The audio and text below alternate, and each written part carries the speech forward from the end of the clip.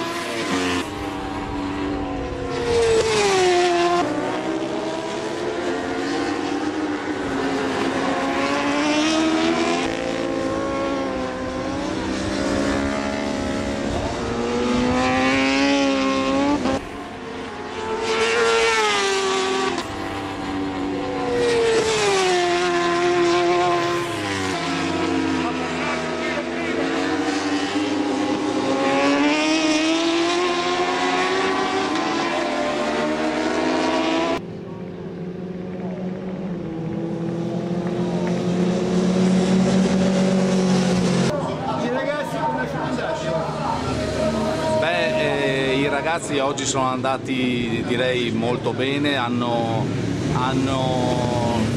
tutto sommato fatto il risultato che ci aspettavamo da loro, anche se non ti nascondo che oramai ci siamo abituati bene e quindi ci accontentiamo poco e con difficoltà. Quindi volevamo di più da Roberto, volevamo di più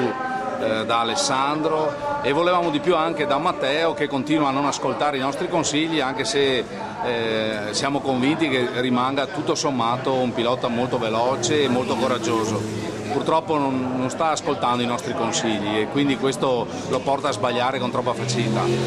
Alessandro Branetti è stato sfortunato nell'ultimo giro delle prove cronometrate del pomeriggio, era con la gomma da tempo, avevamo sperato in un risultato che quantomeno gli confermasse la prima fila, siamo stati sfortunati ed è scivolato, una scivolata che per fortuna non ha recato gravi danni, ma gli ha purtroppo negato la possibilità di partire domani appunto dalla prima fila dello schieramento. Partirà al primo posto della seconda fila, contiamo in una buona gara. Ci aspettiamo una buona gara anche da Roberto Tamburini, speriamo senta l'aria di casa e speriamo che in casa almeno lui riesca a darci una grande soddisfazione. Grande soddisfazione sarebbe già un bel podio, un podio che confermasse il crescendo che abbiamo visto nelle ultime occasioni. Da Matteo ci aspettiamo una gara a punti, speriamo che ascolti i consigli che Ivano, Stefano e gli altri ragazzi del team sapranno dargli da oggi a domani prima della gara. Va annotata anche la prestazione di Van Goy nelle prove di oggi e ancora di più il 7° posto che ha conquistato nel recupero della gara dello scorso aprile. Invece direi che puntiamo direttamente al risultato pieno con Enrico Pasini nella R1 Cup, che anche oggi ha confermato il suo stato di grazia e il suo rapporto positivo col circuito di